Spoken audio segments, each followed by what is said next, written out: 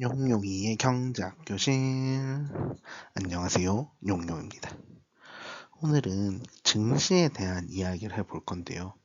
이번 주 우리나라 코스피 지수가 4,900에서 5,300 사이를 왔다 갔다 하고 있습니다. 그래서 5,300이라는 역대급 증시를 기록하기도 했었고요.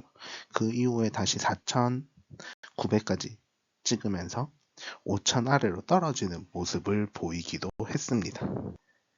그래서 이런 현상들을 분석하고요.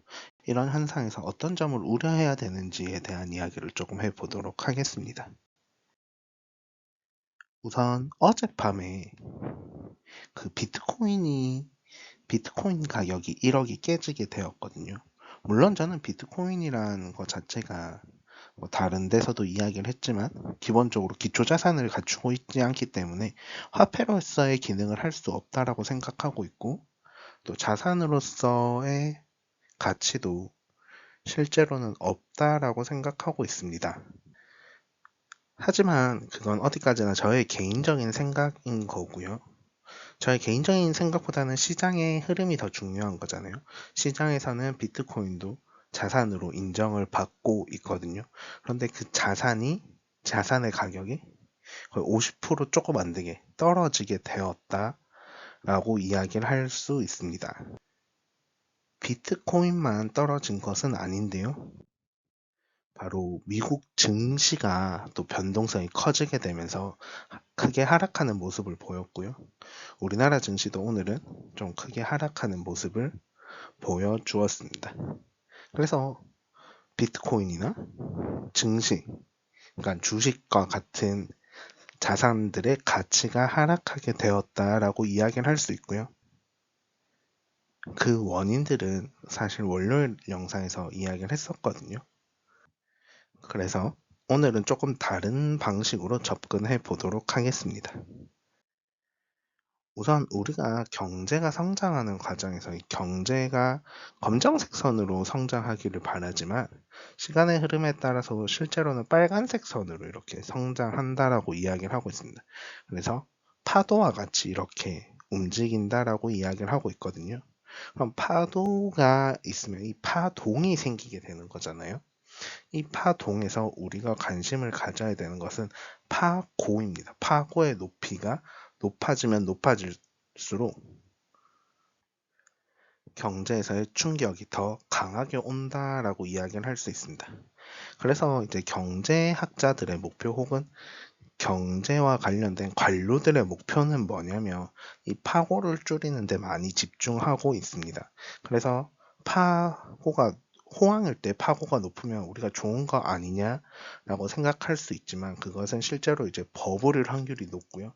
이 버블로 높아진 경제를 우리가 착각하게 되잖아요. 그런 착각에 인해서 불황으로 넘어갔을 때 이게 더 거품이 많이 꺼지게 되잖아요. 거품이 꺼지면서 더 많이 떨어지는 모습을 보이거든요.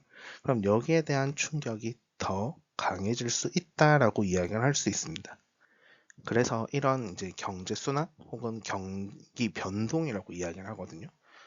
이제 경제 사이클이라고도 이야기를 하는데, 이런 사이클에서 우리가 어떤 곳에 현재 있는지를 생각해야 되고요. 우리가 그리고 지금 상태가 얼마나 높은 점인지 혹은 얼마나 낮은 점인지에 대해서도 우리가 생각을 해봐야 되는데,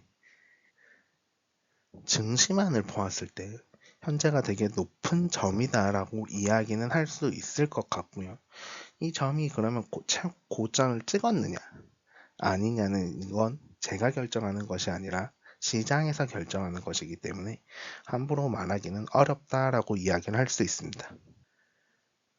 그럼 우리가 우려해야 되는 것은 무엇이냐 하면 바로 이 변동성이 확보되고 있다라는 사실입니다. 이 변동성이 확대되고 있다는 것은 이제 오를 때도 많이 오르고 떨어질 때도 많이 떨어진다라는 이야기를 하는 건데요. 이 변동성을 이제 증시에서는 어떻게 이야기하냐면 리스크, 위험이라고 이야기를 하고 있습니다. 우리가 흔히들 증시에서는 하이 리스크, 하이 리턴이라고 하잖아요. 그러니까 변동성을 챙겨야 되는 거거든요. 우리가 이제 자산 가격을 매기는 그런 산식에서 보면 무이자 수익률이라는 게 있어요.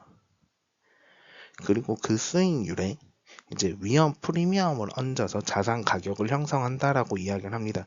그러면 우리는 변동성이 확대될 때, 그러니까 즉 위험이 확대될 때 거기에 대한 프리미엄을 가진다라고 이야기를 합니다.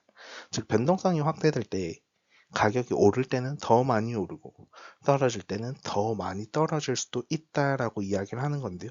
우리는 그것을 바로 위험이라고 표현합니다. 그런데 이런 변동성이 확대될 때 어떤 우려가 있냐면 상승장에서 버블의 우려가 생긴다라는 것입니다. 그래서 상승장에서 이런 버블의 우려가 생겼을 때 이 이제 파고가 높고 낮고 높고 낮고가 되잖아요. 그럴 때 우리는 순탄화 작업 혹은 이제 이걸 평탄화 작업이라고 하는데 이제 스무싱이라는 표현을 많이 쓰거든요. 스무딩이라는 표현을 쓰는데 이런 순탄화, 평탄화 작업이 필요하다라고 이야기를 할 수 있고요.